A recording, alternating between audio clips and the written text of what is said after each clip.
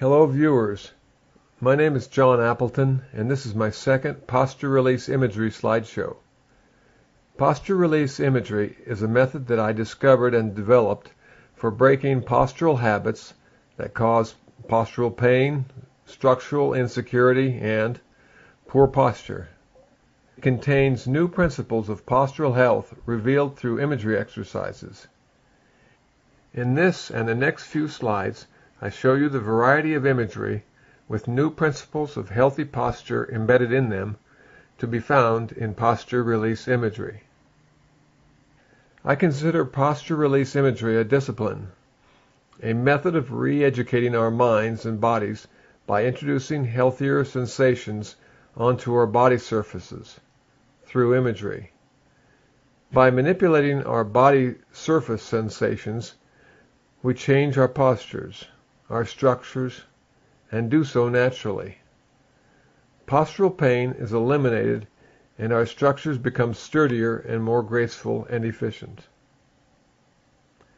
This might sound like fancy and empty language, but I offer this following slideshow and 6 or so more to come for you to see and experiment for yourself.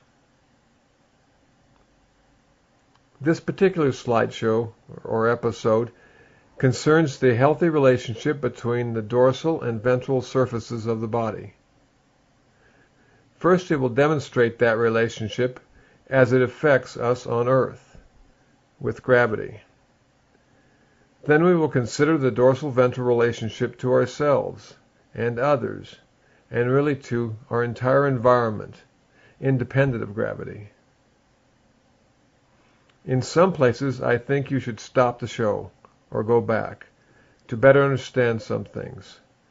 That way you, not I, control how much time is needed to succeed with the imagery. So now we will start with images related to the Earth.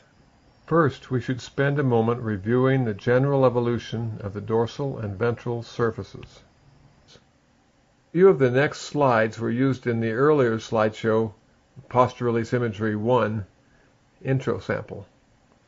Then it will move on from there.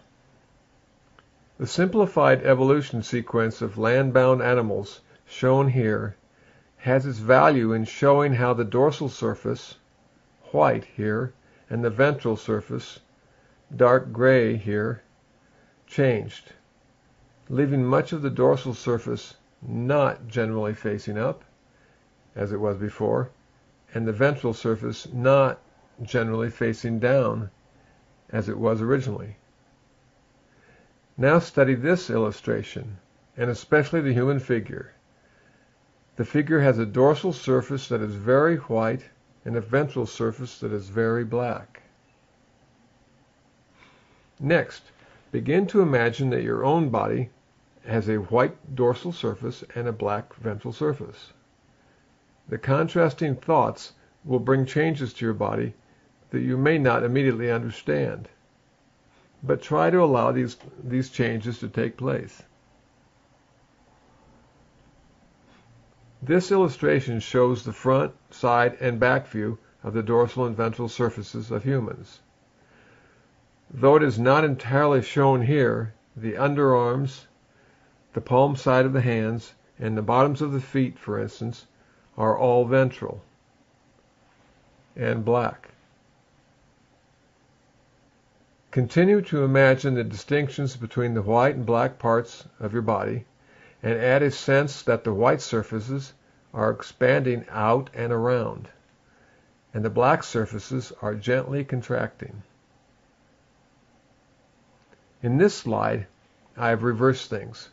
The dorsal surface is black here and the ventral surface is white.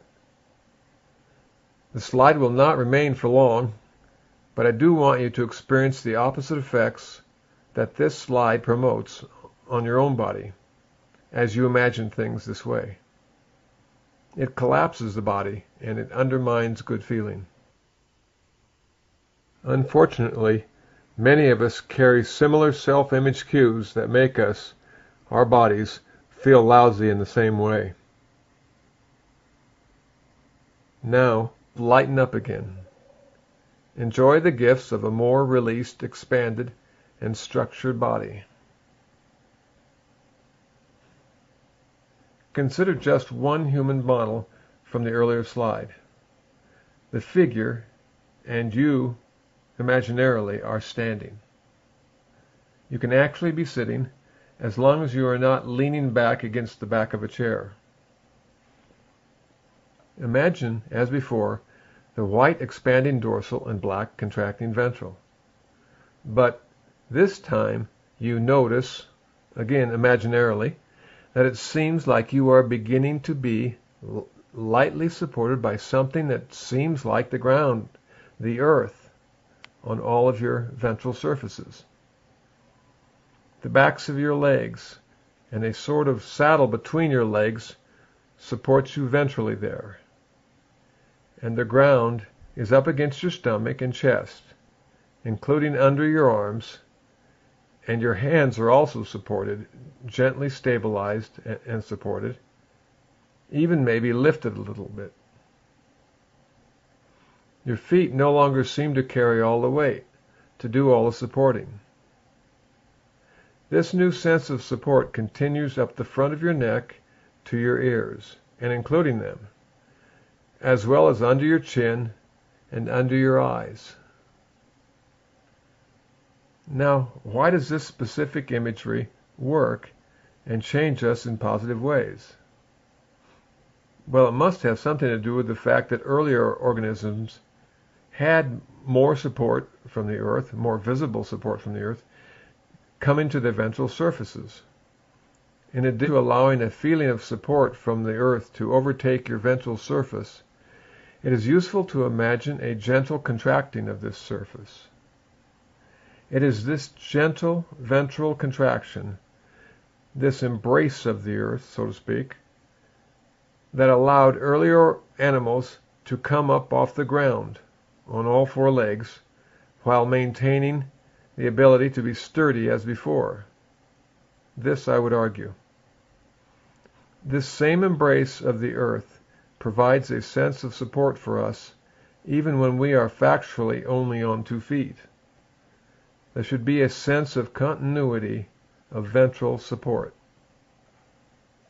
Next, I want you to crank up the volume, so to speak, to imagine that the earth is more present, darker, and denser, just like your ventral surface, and that the air about you is lightening up, just like your dorsal surface.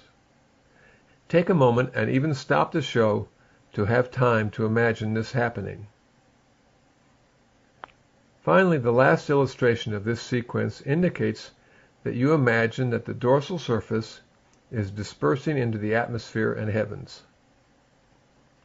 At the same time, the ventral surface, though supported by the completely black earth next to it, is also sinking entirely into it. This experience is one of feeling yourself less. You are less you as you become united with all that is around you in a specific way.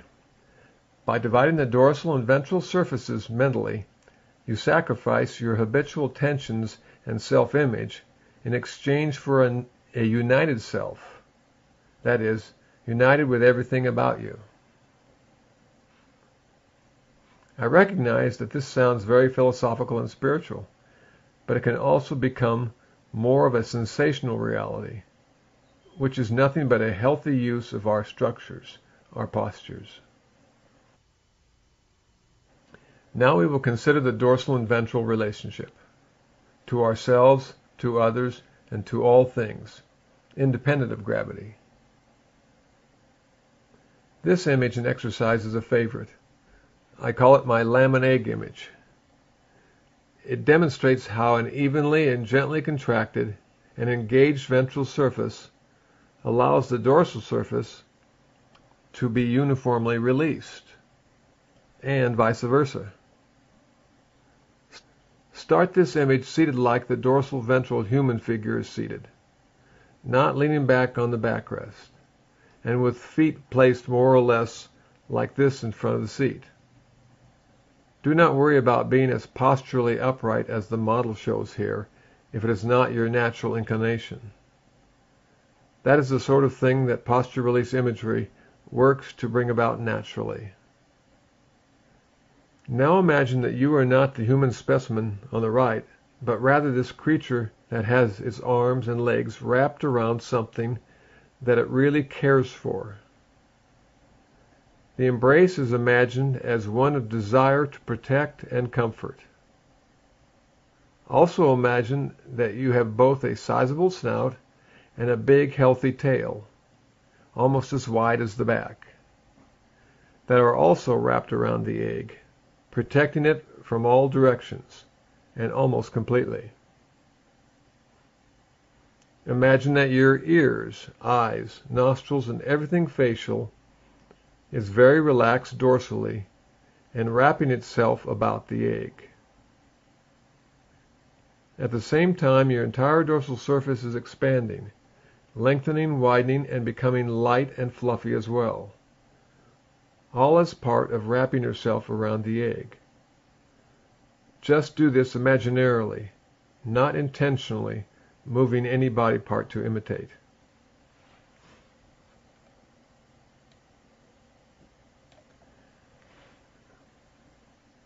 Stop the show if you wish. I'm moving on to squeeze in one last feature of the lamb and egg image. In this sequence of drawings, you have visual instructions of how to embrace something so small that you are, in fact, basically embracing or caring for yourself. This can be good. When the dorsal surface feels as though it is quite adequately released and the ventral side is evenly toned, you can practice imagining that the egg is growing significantly larger. If you can allow your ventral surface to slowly stretch to meet the demands of the growth of the egg while maintaining a tension-free dorsal surface, then you will be practicing the process of maturing the body in its healthiest way. Philosophically and spiritually, you are increasing the world you care about, though it is difficult, and physically you are increasing your ability to comfortably and gracefully open your arms, for instance, and open, vulnerably, your ventral surface in other ways to the world. It is not possible to honestly achieve all this sequence right away, I am quite sure. It is, however, a worthy goal that can be very rewarding along the way. You have worked on a lot of things here, and/or seen a lot that can be worked on. Feel free to comment. Read and work with all my other material on the sites shown here, and return for later slideshows on different aspects of posture release imagery. Thanks, and hope to hear from some of you.